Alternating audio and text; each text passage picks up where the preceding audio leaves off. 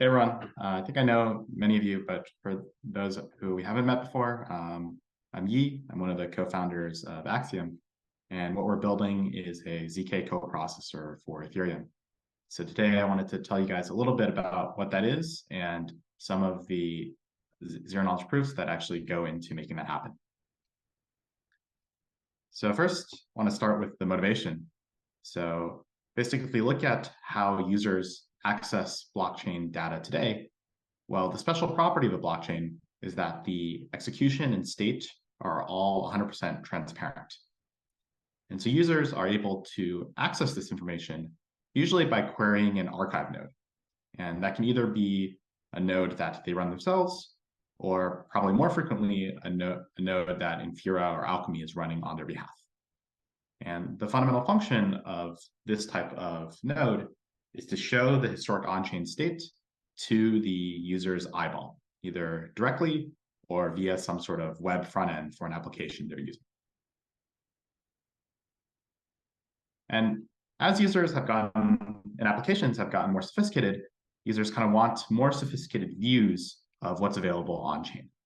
And so we sort of see a progression from an archive node, so there are many different options, to a blockchain indexer, which takes data from an archive node, processes it with some sort of application-specific schemas, and then displays it in this post-process form, which is much more suitable for user interpretation.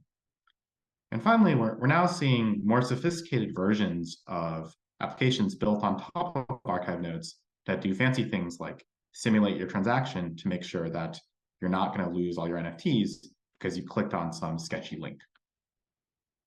And so the ecosystem around reading the history of Ethereum and interpreting the on-chain data for humans is getting pretty sophisticated and developed.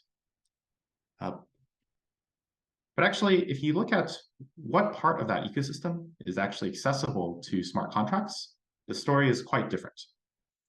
So if you open up OpenSea and find your favorite CryptoPunk listing, you can try to see for yourself which of the on-chain pieces of information on the page are actually something that a smart contract can access.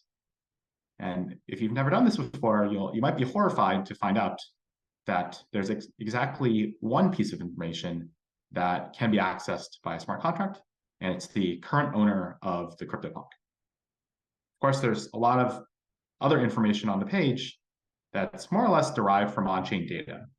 The previous owners, all previous transfers, transaction prices, things like this.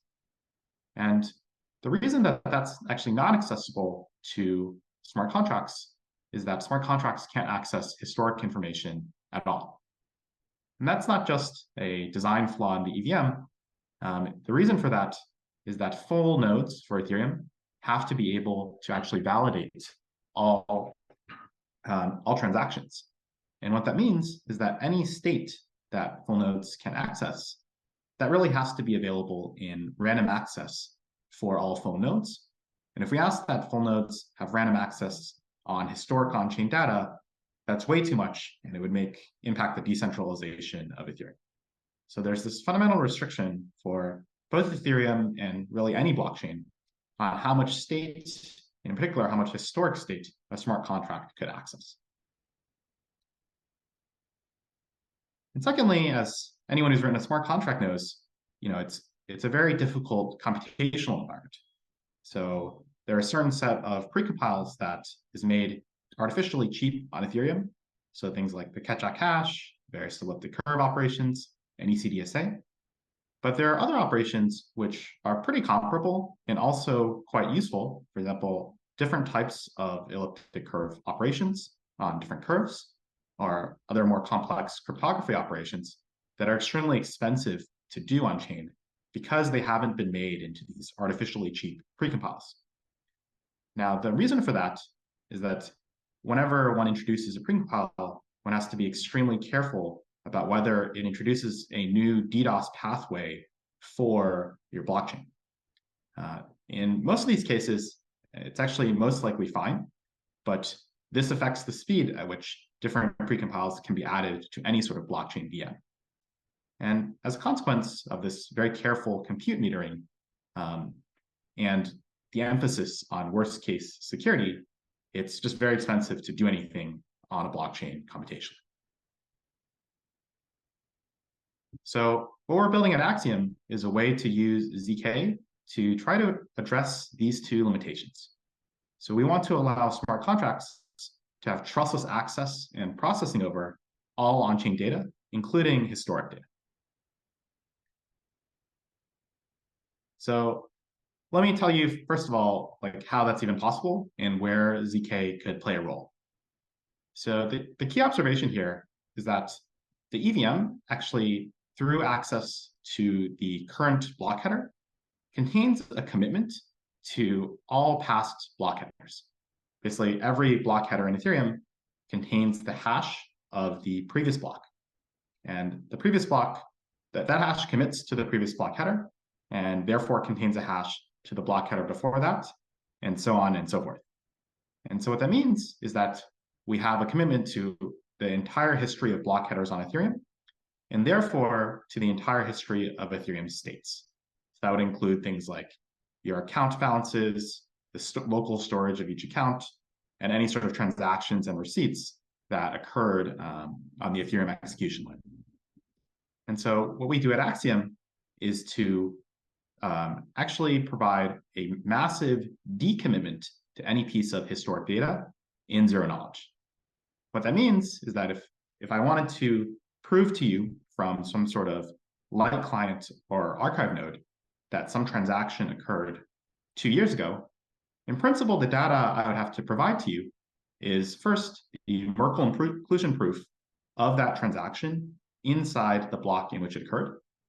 And second, so that inclusion proof would prove that the transaction occurred in some block with some block hash that I'm claiming to you occurred 2 years ago.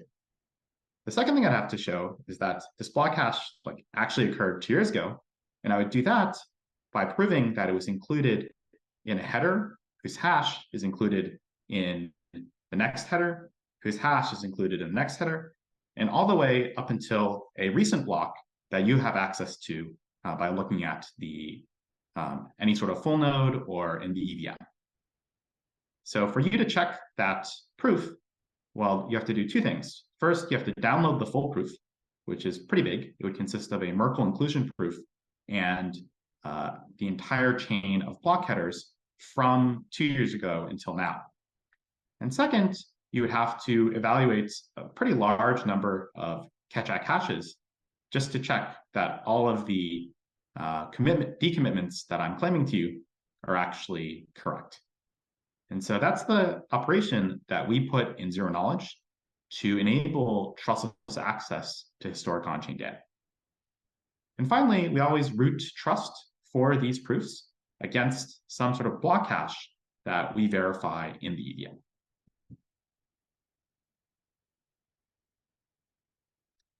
Okay, so that's a lot of very theoretical words. So how does it actually work at the development level? So the workflow of Axiom for a developer is that they'll send us some type of query, either through an on-chain or off-chain API call. And we essentially decompose this query into 3 pieces. The first is every query involves reading some set of historic on-chain data. So I just talked through the workflow we go through to actually fetch that data in a trustless way. And the second step, usually users will want to actually run some post-processing on data. The reason for this is that if we allow you to trustlessly access, let's say, 1,000 on-chain data points, that's actually not very useful because in the EVM, you can't really manipulate 1,000 pieces of data in any sort of gas-efficient way. So in general, we allow you to run different types of verified compute on top of this data. For example, analytics, maybe some basic cryptographic operations, maybe some very basic machine learning type operations. And eventually, we're hoping to offer programmatic composition of these compute primitives via some type of virtual machine. And finally, once we've pulled the data and done the compute to get to a result, we always verify the zero-knowledge proof that that result was computed in a valid way on-chain. And so our task is really to verify the proof on chain and provide the result for usage by a downstream application. Hey, can I ask a question? Yeah, go ahead. And feel free So to do jump you in whenever. do you take like Solidity's like block hash or something as a public input on your Axiom smart contract? That's like the right principle, but we actually have to go through a pretty complex caching procedure in order to make sure that developers have reason that we need to make sure that it's possible to target block hashes that aren't in the last 256 blocks. So I'll actually talk through in maybe 5 minutes like how exactly that works. Cool, cool.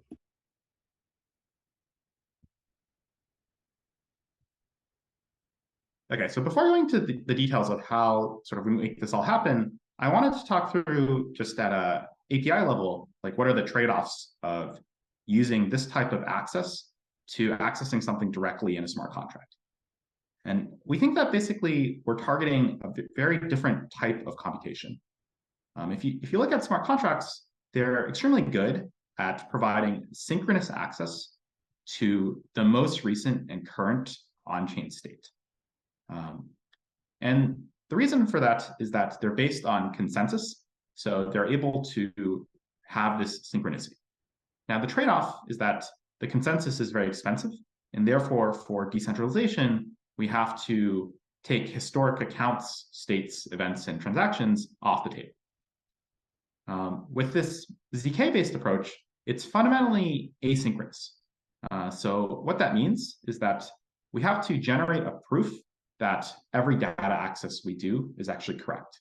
So of course, if we submit a transaction with that proof, that transaction has no knowledge of what happened in, for example, the block it was included in.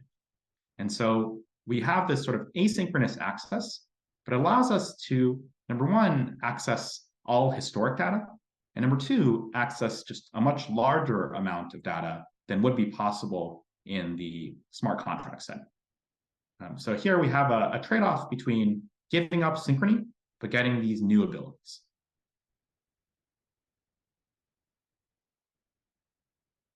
Okay, so now let me just talk through like how this works at a slightly lower level. And Akhilesh, this will address your question.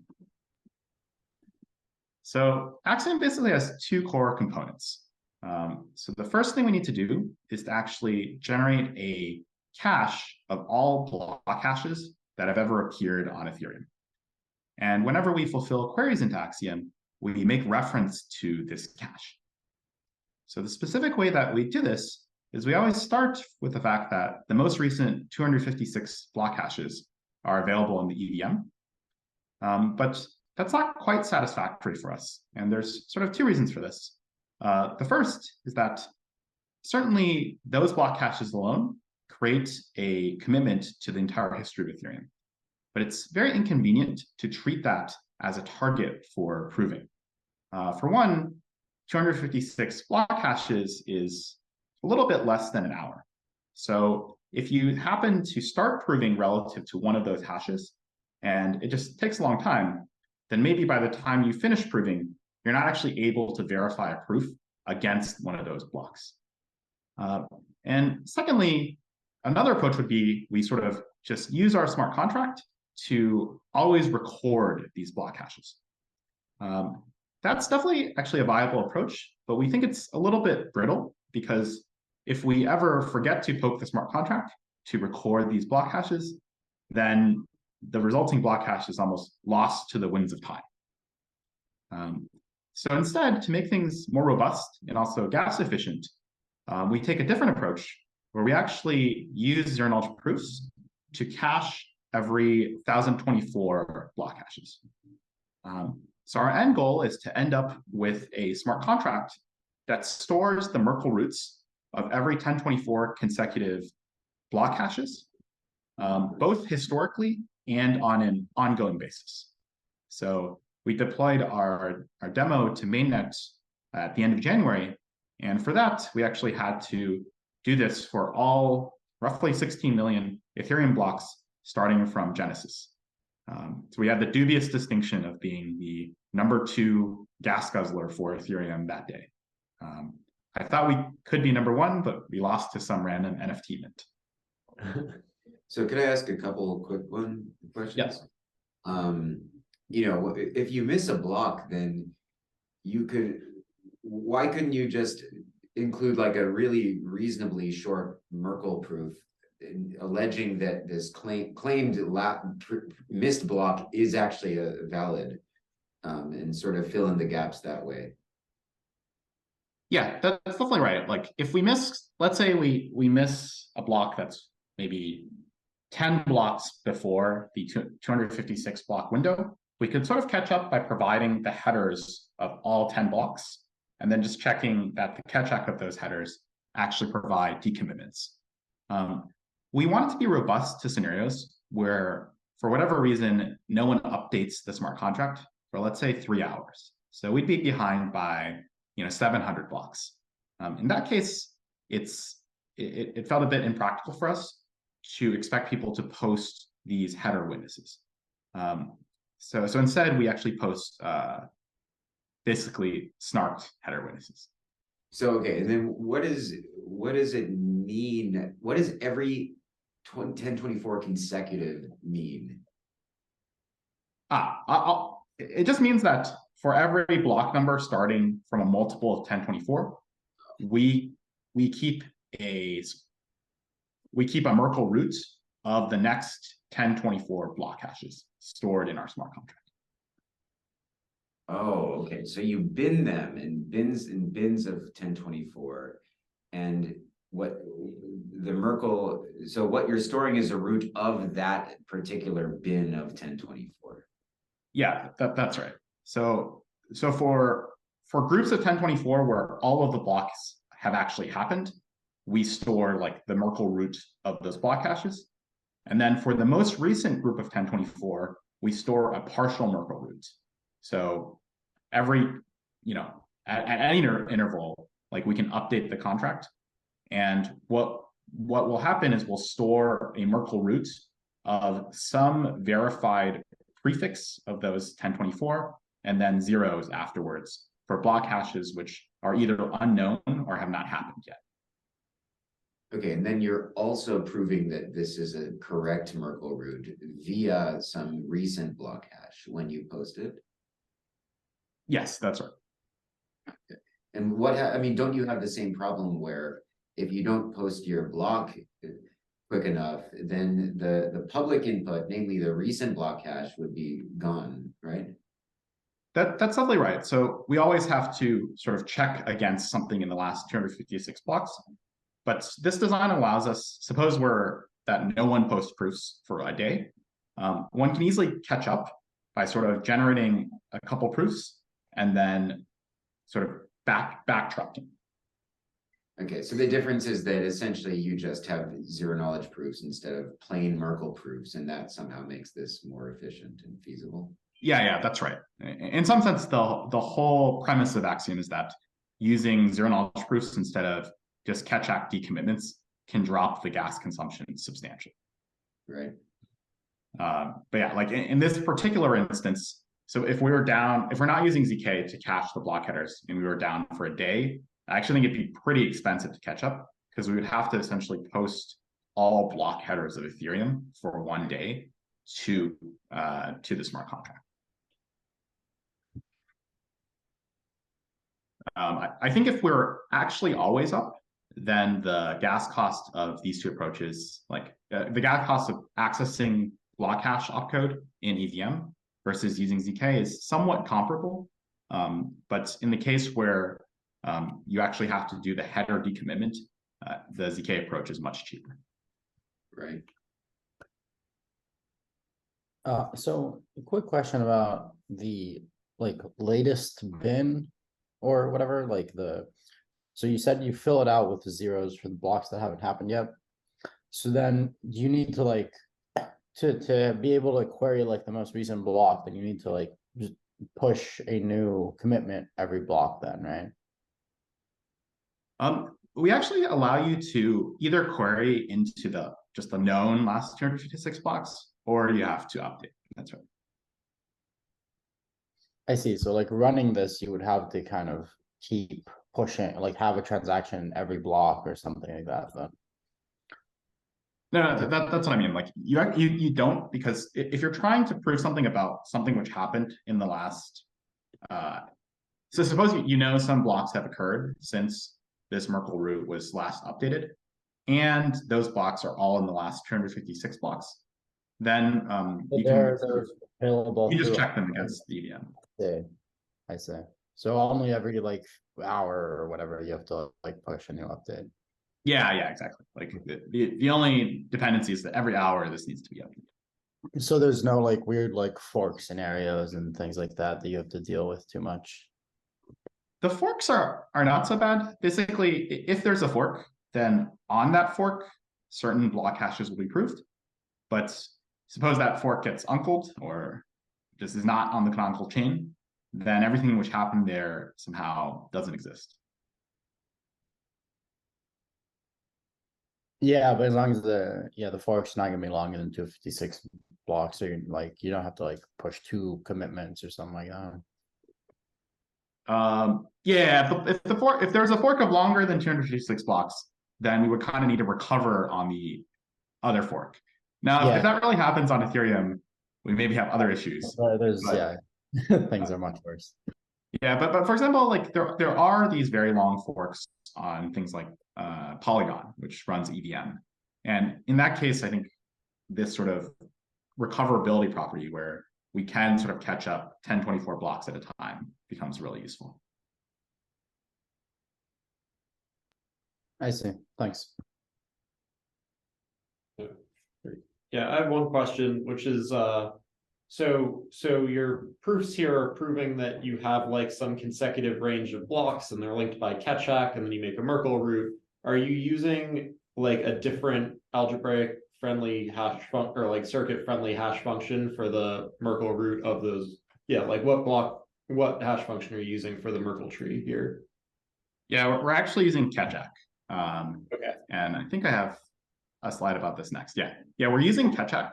And the reason for this is that we want to verify against those Merkle roots on chain repeatedly later. And so we kind of are forced to use Ketchak. Okay, obviously there's some additional proving expense to make that happen. But we found it's not really the bottleneck. So it's kind of okay.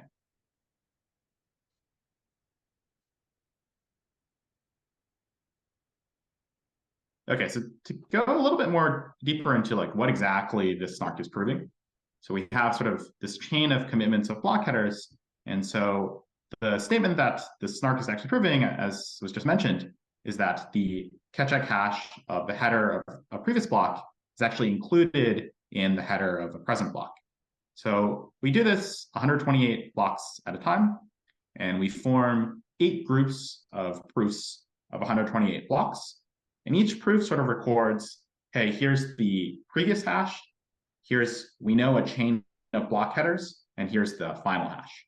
And so what that means is that we can recursively aggregate these proofs while checking that each group of 128 is actually correctly concatenated with the next group. And in the final outcome after aggregation, we end up with a proof of the Ketchak Merkle root of these groups of 1024. So that's the Zernal proofs we prove to keep this contract continually updated. Now, I mentioned that we have this problem where we have to actually backfill it. So we need to record the Ketchak Merkle roots back to Genesis. And so here, there are obviously a lot of blocks back to Genesis. If we did it in groups of 1024 for the 16 million blocks, we would have had to post 16,000 proofs, which is pretty cost prohibitive. So we actually wrote a different circuit for this, which aggregated the groups of 1024 themselves into groups of 128 times 1024. So that allowed us to post much fewer proofs. And then we extracted out the Merkle roots of each group of 1024 using on-chain Merkle proofs. So that was actually almost equally expensive from a gas perspective.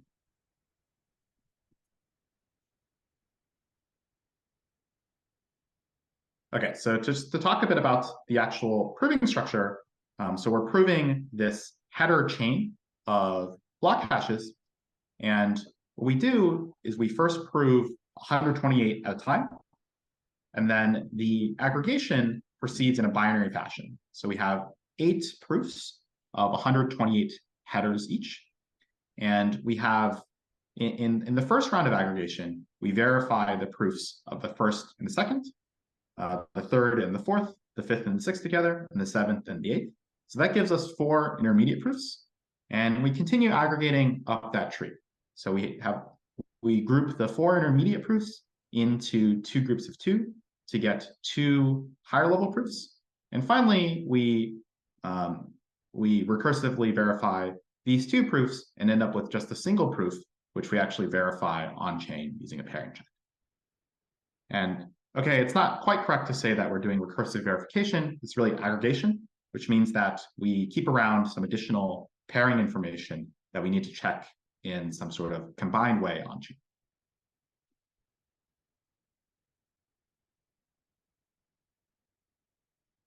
Okay, so suppose that we've done all that correctly, then to actually fulfill a query into Axiom, we can verify against this cache of all block hashes. And there's sort of 2 things that we prove when we verify a snark against this. When we first prove for the query that every data read we did actually corresponds to something that was committed to in one of these block hashes. And the second thing we have to prove is that after doing these reads, all the compute on top is actually done in a valid way. And so when we actually verify one of these, verify the correct execution of one of these queries on chain, we first check Merkle inclusion proofs of the claimed block hashes for this query in our cache of all previous block hashes. Then we check that the proof actually verifies. And finally, we have to check that the claimed block hashes are actually present in the public inputs of our snark. And so at a very high level, this is the core function of Axiom.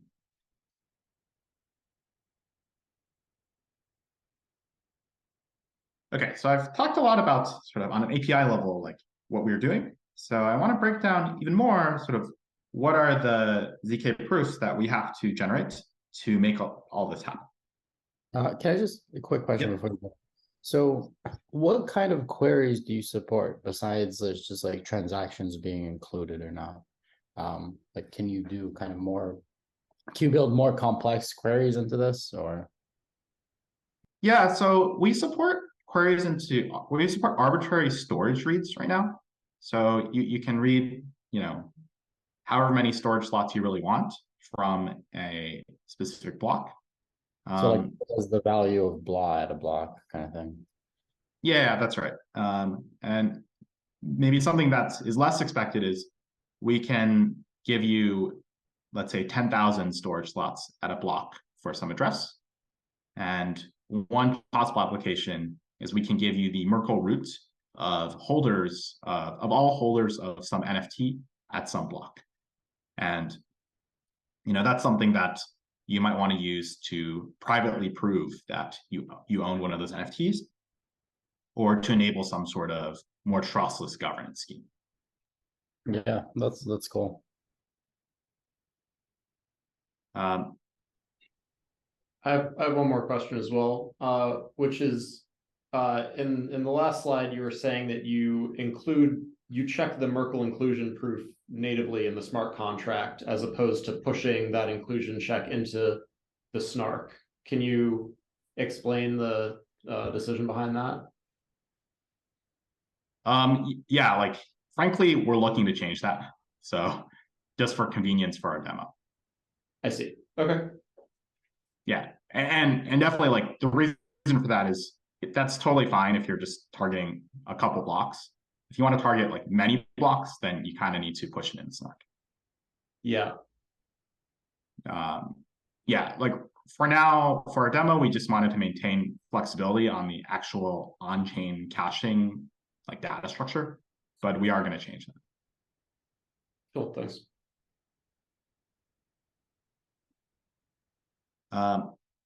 Cool. So before talking through the actual like zero knowledge proof libraries, I want to talk through what are the actual type of operations that we need to put in the snark. So a lot of these operations seem pretty trivial. And in fact, if you wanted to write them in a traditional programming language, they wouldn't be that difficult. So here, there are sort of three major classes. The first is extremely annoying, although not performance critical, which is to actually parse serialized Ethereum data. So at a very high level, all the data that's committed to an Ethereum is via hashes of the serialized data structures. And Ethereum uses this serialization scheme called RLP, which stands for recursive length prefix. And so this is some method to serialize arbitrary nested byte arrays. And we don't have to go into the details, but the key property is that you can read from serialized RLP by first reading 1 byte to figure out sort of how long is the byte string you're reading from, whether it's an array or just a pure byte string, and then progressively going through. This is quite annoying for ZK because the lengths are dynamic. So there's not sort of a fixed length serialization strategy. And so what that means is that to read from RLP and ZK, we need various primitives for variable length array manipulation. So a couple examples are indexing into an array, selecting a variable length subarray from a fixed array, or concatenating different variable length arrays. For example, to verify that we have a correct RLP decomposition of some serialized byte string, we'd want to check that the decomposition concatenates to our original array. And so here, there's a key idea for the arithmetization, which is to use this technique called random linear combination. So what that idea essentially is if we have two arrays, let's say A and B, and we have sort of commitments to them, then we can draw some new randomness and get some encoding of A by computing its RLC, which is a pair of its length, plus this polynomial that's essentially generated by taking the coefficients of A and evaluating at this random value raised to a power. And the key property here is that if the RLC of two arrays is equal at some randomness, then with very high probability, those two arrays are actually equal. And so we can use this with dynamic arrays to do these types of subarray or concatenation checks. If the field size is much larger than the array size, essentially is what you are using, yeah? Yeah, definitely. If the array size is, well, we definitely can't handle big array sizes anyway, so. Your probability of a false positive is something like K over Q, right? Something like that. Yeah, that's right. So this is using the fact that there's two polynomials of degree K, and R is sort of some random number. So the probability that those polynomials evaluate the same value at R is the probability of choosing a root of the difference of those polynomials. A non-identically zero polynomial that you get a root at R. Yeah, that's right.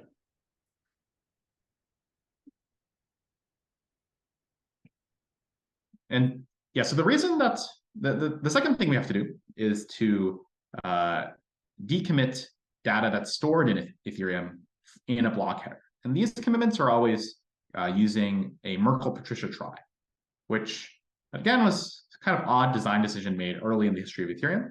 So this is a degree 16 trie, and where each node actually has RLP encoding. So for ZK, this is somewhat annoying. There's a lot of details to handle when you have degree 16. And the key primitives that we need here are the catch-at cache function, which unfortunately is extremely expensive in ZK. The reason is just that the binary operations are not very compatible with prime fields. And second, we have to use this RLC technique for subarray checks. Essentially, the MPT serialization stores certain, the hash of all 16 children nodes, and you really need to check that your child node actually appears as one of those hashes. So outside of these primitives, this is a lot of pretty careful bookkeeping. And the way that these enter in actually the Ethereum data structures, just to give a few examples, is if we want to prove that we have a single storage access from local account storage, we actually prove a combination of 3 statements. First, we prove that we know a block header with some state root and whose hash is the claimed block hash. Second, we give an account proof, which is a Merkle-Patricia trie proof, that in the Merkle-Patricia trie with root given by the state root, there is some sort of key value mapping that sends the claimed address to an encoded account with a claimed storage root. And finally, we prove that the key value access of a slot to its value is actually in this Merkle-Patricia trie. And for transactions and receipts, there's some very similar operation, except that the keys are now just the index in the block. And finally, on top of this RLP and MPT, we need a more native to ZK operation called recursion and aggregation to make everything work. So this allows us to combine many of the block header and MPT proofs. So we're using Halo 2 with the KZP backend. And so to do this recursive verification, we needed to build up quite a few core ZK primitives. So the first was sort of non-native elliptic curve arithmetic and multiscalar multiplication on top of that. And we also wrote pairing, and we're looking into putting that in, but it's actually not necessary for strict aggregation.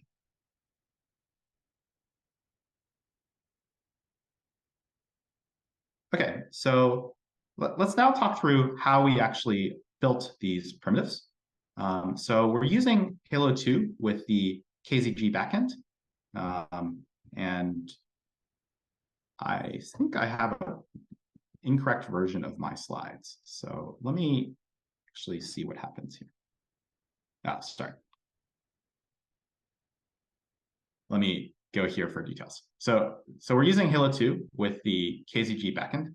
And so we basically started with some base API called Halo 2 base, which defines some basic gadgets, and wrapping of the Halo 2 API to use a specific, very opinionated set of gates and essentially automatic layouting.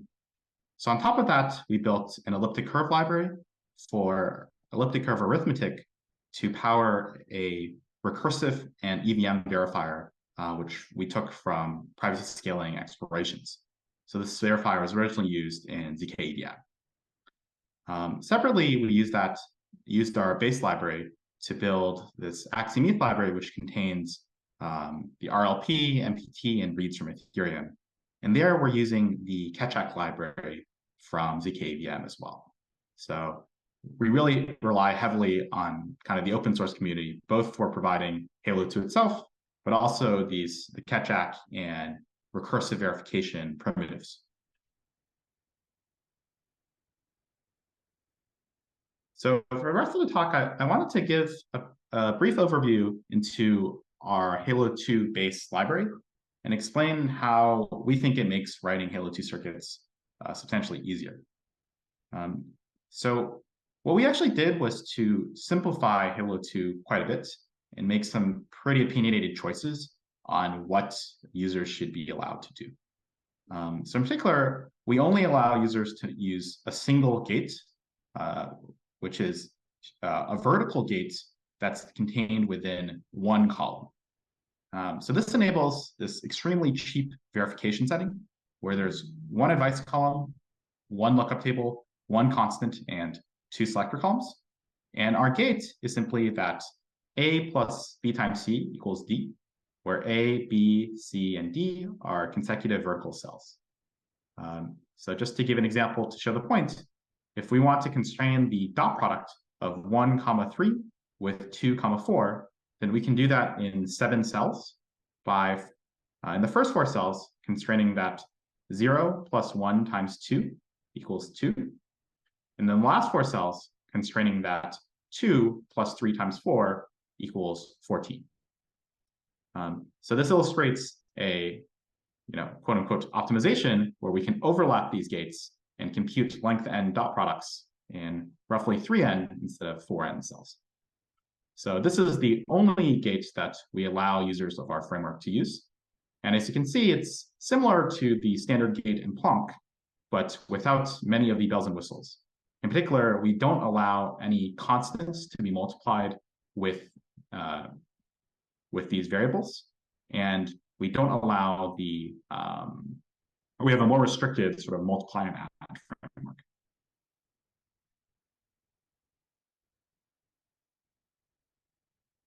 So the reason that we wanted to really constrain this gate is to allow us to do programmatic layouting. So what that means is that sorry, I go have ahead. a question with the previous slide. Mhm. So you have like those the selector columns which you've enabled by the ones, right? Mhm. And I mean, for a different layout, you may not always have the same rows enabled. So how do you achieve that? Or do you maintain that layout where you're enabling the same rows for each of your circuit layouts? Yeah, in general, we allow users to choose how many advice columns they want. In each column, we create a copy of this gate, and we use a different selector for each of those columns. Oh, okay. Yeah, so first in this next slide, you can sort of see when a user, so we allow users to write circuits that don't really know about how many columns the circuit actually is going to have. And then we allow users to specify a parameter and allocate the gates sort of evenly across the desired number of columns, adding additional selectors as needed. And so we wrote a library, Hello2Base, that has just a bunch of very basic gadgets using this format. So for things like inner product, range check, indexing into an array, bitwise operations, and comparison operations. And something kind of curious that we found is that although we tried pretty hard, we weren't able to outperform just using this very stupid gate with more complex custom gates or by adding additional custom gates. And we're not really sure why this is, but in empirical benchmarking, this appears to be the case.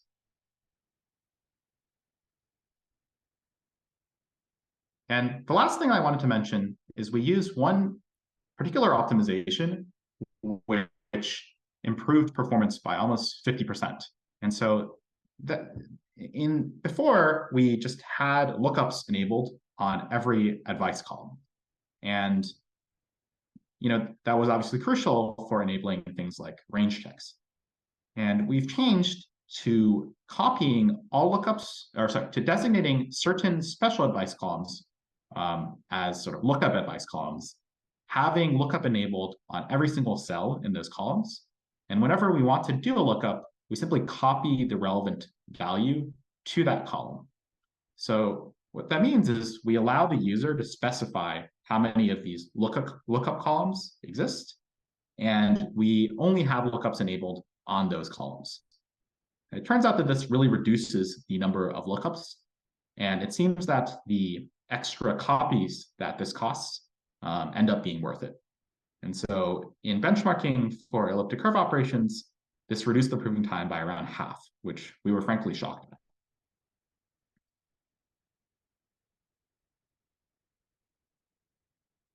All right, so just to wrap up, our goal at Axiom is to provide smart contracts with trustless access to more data and more compute.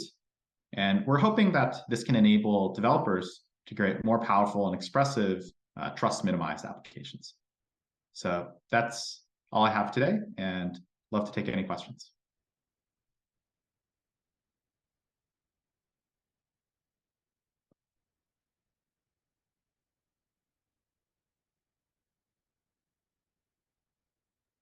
Awesome. Thanks a lot, Yi. All right, anybody I have a sort of, I think I saw on, what was going on? I think I saw on one of your announcements that one of your products that you launched for the demo was a kind of randomness, on-chain randomness accessor. So I don't know much about how RANDAO works, but why is it not enough to just say block.randomness and to use the RANDAO reveal for that block as your random coins? Yeah, so the question is, like there is this prev RANDAO like opcode. So why is that not sufficient for fetching on-chain randomness? Yes. And the reason is that actually, usually when you want to like use on-chain randomness, you need to sort of get everyone to agree which on-chain randomness it is. So you typically would want to say like, hey, here's a block in the future, a block number in the future. We kind of all agree like which number it is. And we're going to use the randomness from that block to settle things. And so what that means is you kind of want the ability to access the on-chain randomness from a specific future block. And so the design pattern would be in whatever application you have, you agree on that block. Then once that block has occurred, you sort of need to extract the RANDAO value from that block. So it's a fundamentally asynchronous operation. So the problem is if you didn't do this, then if you miss the relevant block, then like you're essentially screwed. You lost it forever. Whereas this gives you a way to kind of retroactively retrieve the right block. The right yeah, block. yeah, that's exactly right. And I think it's like not actually so bad if you didn't do this. Like you would be able to retrieve the last hour of blocks, which in most cases is probably fine. But so for you actually retrieve RANDAO for 256 blocks, not just one. yeah, you can do that not sort of via just an opcode, but you can retrieve the block hash and then you can decommit the block header from the block hash, and then you can parse the RANDAO value from the block header. Mm-hmm. Okay, so you can at least supply it and then verify on chain that. Yeah, that's right. Just explicitly, yeah.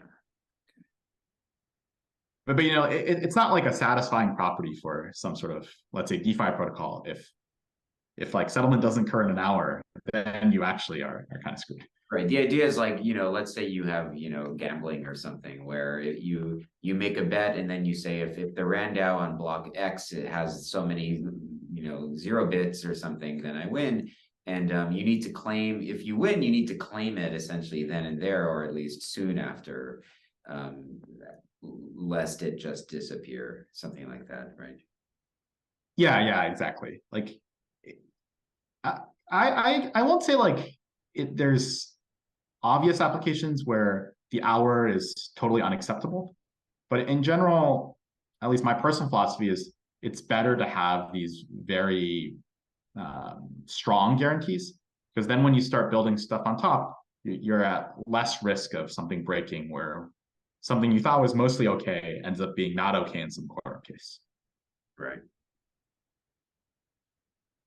I have a question. You had a slide where you show how you verify these ranges of blocks as sort of a recursive tree, or like a tree of recursive verifications, but then you made some comment that it wasn't actually full recursion, it was some aggregation. Are you just saying, could you explain what that means? Is that just using the halo trick, or is it yeah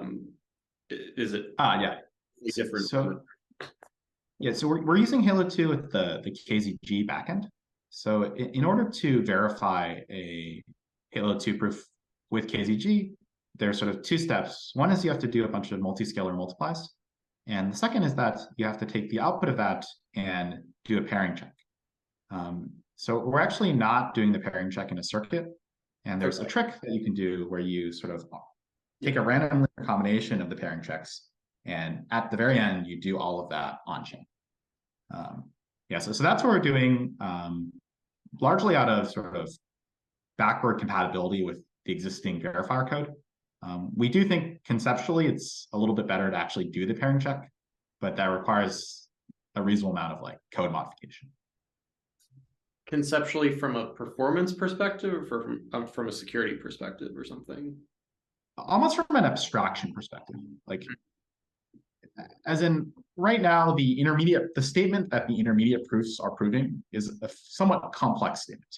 It's a statement of the form, like, here's a proof that some statement with that we had a snark if you also check this pairing. Whereas if we actually just check the pairing, then it would just be like, this is literally a proof of some statement. The performance is definitely a little bit worse. Like, you just have to do the pairing, but we found that the pairing is kind of a lower order term compared to the actual aggregation.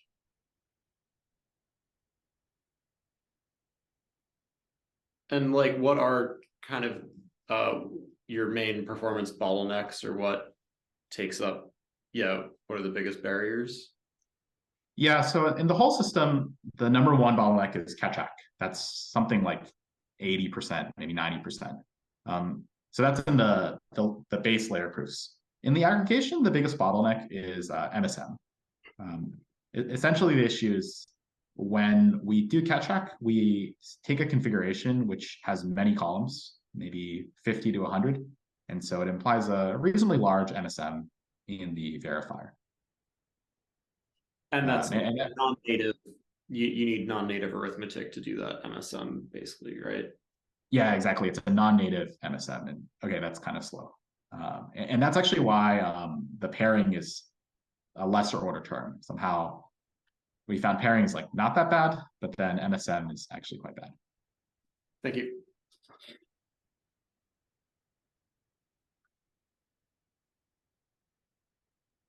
I have a question.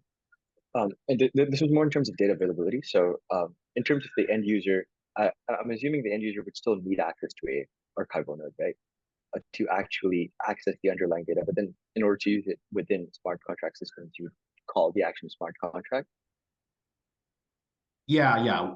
So once we have the result in the proof, we verify the proof in our contract, and we kind of just deposit the result in some sort of list of like verified facts. So yeah, the user would read into that. Now, typically users would want to like the gas minimized form of that, meaning if your result has like 20 numbers, we definitely wouldn't want to store that in 20 storage slots. So we would prefer a call pattern where the user actually has to provide a witness for those 20 numbers and just check some hash. Gotcha. Thank you.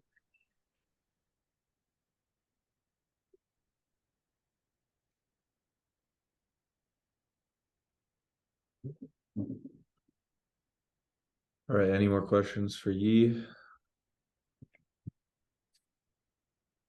Oh, I guess like in terms of more of a vision question, I know you mentioned general compute as being on the roadmap. But what sort of like technical milestones do you guys foresee, or like problems that you foresee needing to solve before getting to that sort of stage? Yeah, I think there's just quite a bit of engineering work. And the biggest issue in our mind is really what's a good VM for smart contract developers to use.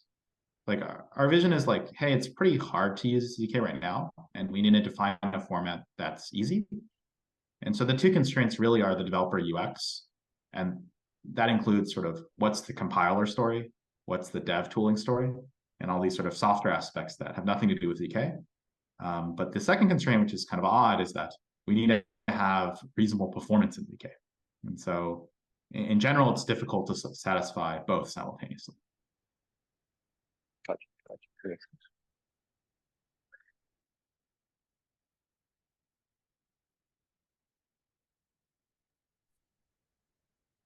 All right. If there are no more questions, I think we can call it there. Thanks so much for your time and for the presentation. Yi. Really appreciate it. One last question. The circuits, are they in the Axiom ETH repository or Axiom apps? Yeah. All the base circuits are in. We have two repos: Halo2 lib and Axiom ETH. And Axiom apps just has some demo applications built on top of this. Oh, okay. Okay, so the gadgets are in Halo 2 lib, and then the other parts are in Axiom ETH. Yeah, that's right. One more question. Okay. Well, I have a question on like, so are there any other co-processors that are also in the space? I've heard like Risk Zero is working on something like that. Are they working on like different types of data? What are the fundamental differences between like Axiom and other co-processors? Yeah, first, I'd just like to register. I really enjoy that Risk Zero adopted the term co-processor. But I think broadly the difference is that they built out a VM obviously first, but our viewpoint is actually that this interoperability layer with Ethereum is the more difficult and frankly immediately useful piece. So I'm sure they're also working on that. But our viewpoint more broadly is that it's more important to actually deliver value to developers and users. Frankly, I don't think any project in the space has really done that yet. And so that's really our focus. Cool, thanks. All right, thanks a lot, Yi.